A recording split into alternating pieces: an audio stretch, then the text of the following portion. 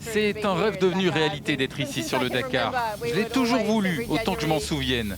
On s'asseyait chaque mois de janvier, après le Nouvel An, et on regardait le Dakar. C'était l'une des choses qui était toujours sur la liste des choses à faire. Je viens du milieu des rallyes. J'ai gagné le championnat australien des rallyes. Il y a tellement de choses qui entrent dans votre réussite. Vous devez penser à beaucoup de choses. Bon, ensuite, j'ai fait du Extreme E, du Rally Raid. Et être capable de gagner ce titre, c'était incroyable. Vous apprenez tellement de cette expérience. Donc quand vous arrivez sur le Dakar, c'est très différent.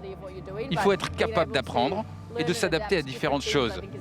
Et je pense que c'est une compétence énorme que toutes ces autres disciplines m'ont donnée. Être capable de s'adapter vite et d'apprendre à aller vite le plus rapidement possible.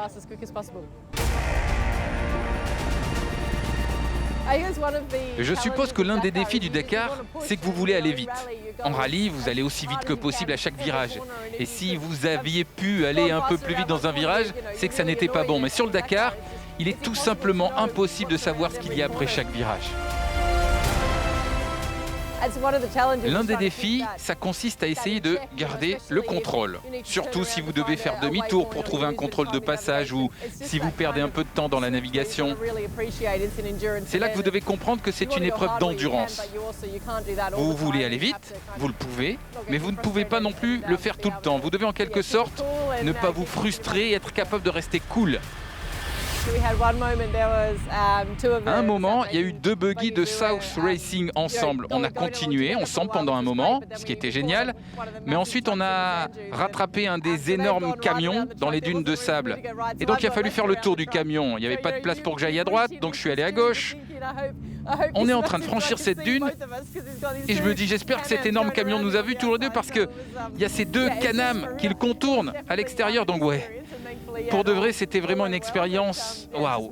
Heureusement, tout s'est bien passé. Molly vit l'expérience à fond et apprécie ses débuts sur le rallye.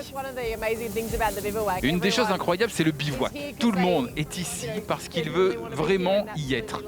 C'est ça le Dakar, cet environnement incroyable. Tout le monde est super serviable. J'ai des coéquipiers incroyables sur qui je peux compter.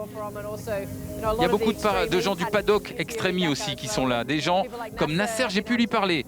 C'est une des personnes les plus généreuses qui donne de son temps et des conseils. Et franchement, je ne connais pas beaucoup d'autres sports où les plus grandes légendes ont autant de temps pour les nouveaux.